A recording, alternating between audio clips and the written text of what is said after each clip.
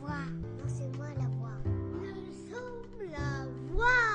Nous sommes tous la voix des sans-voix.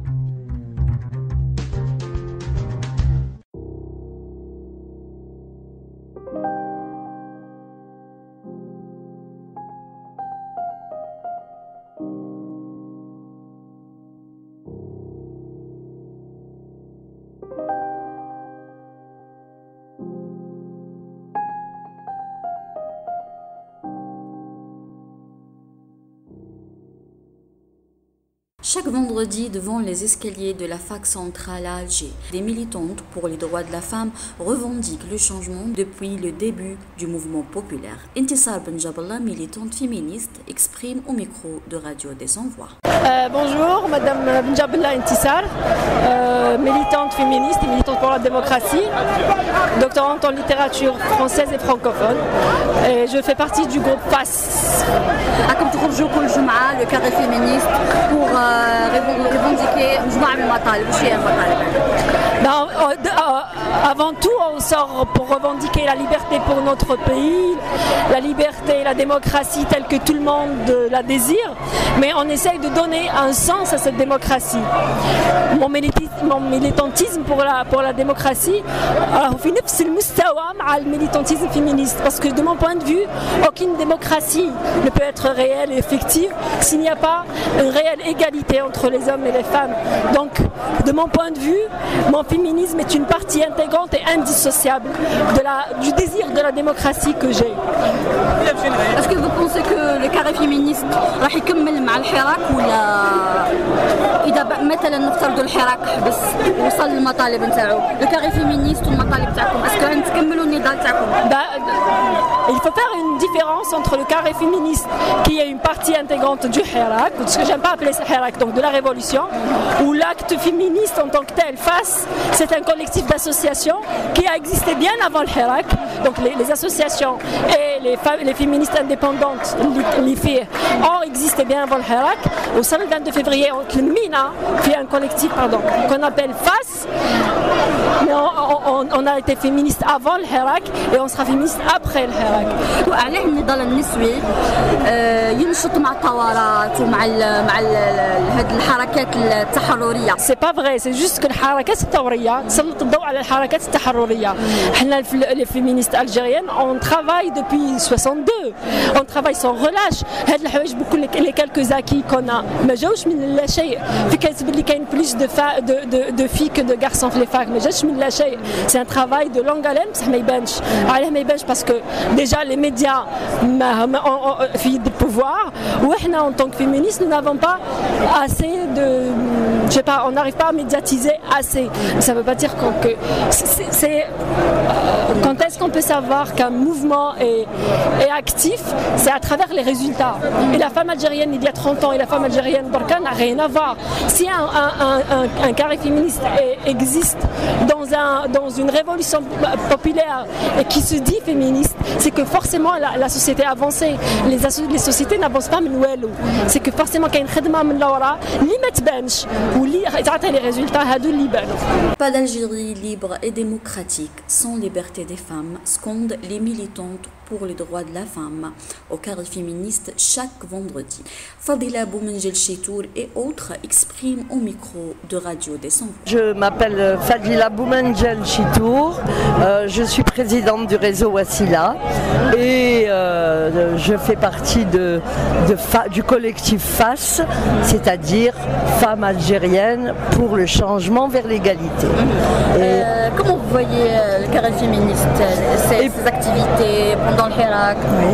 Je pense que la création du carré féministe dès le mois de mars 2019 a soulevé beaucoup de questions. On se demandait même à l'intérieur même du groupe de féministes si c'était opportun de nous distinguer, de nous isoler, puisqu'on nous a accusés d'être isolés du mouvement général du Hirak.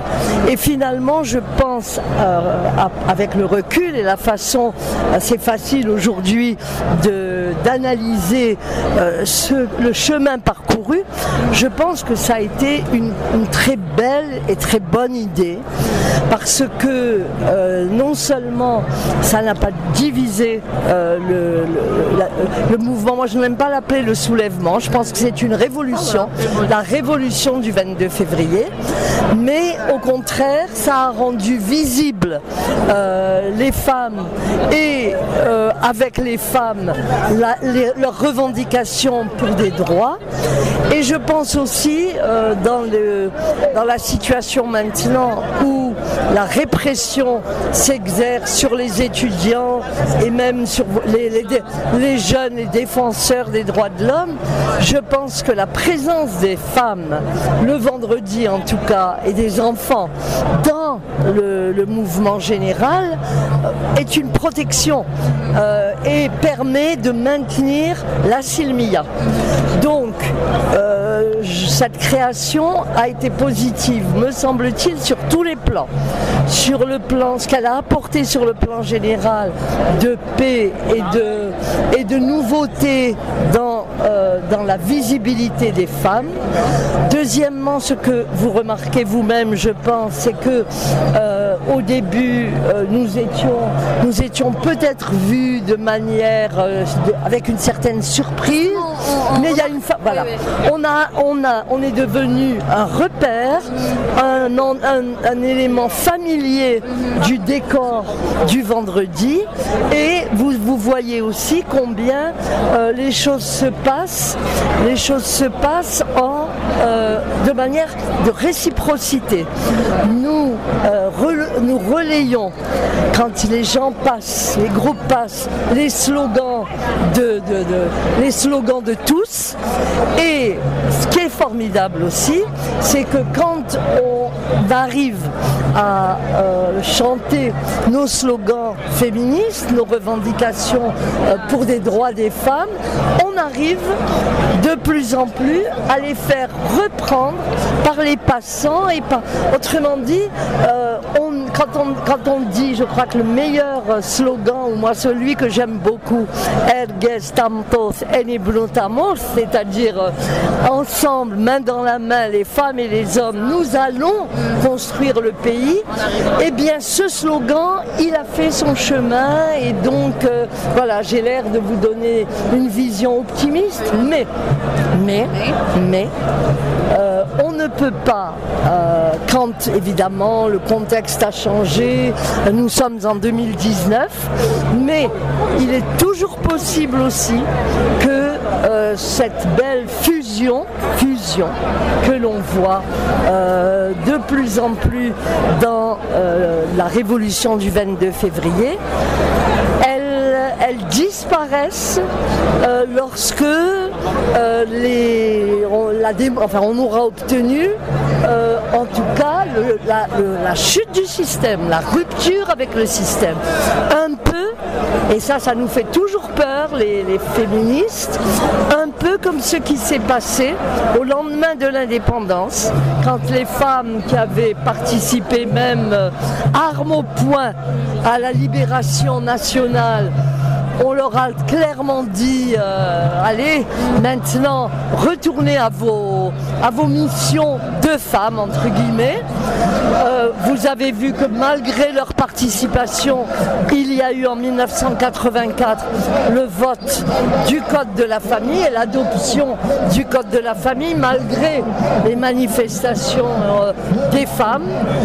Pendant la période de terrorisme, les femmes ont été à l'évidence très impliquées dans ce qu'on peut appeler la lutte antiterroriste, mais après on a eu beaucoup de mal à continuer à avoir un statut, en tout cas dans la pratique, de véritable égalité entre les sexes. Donc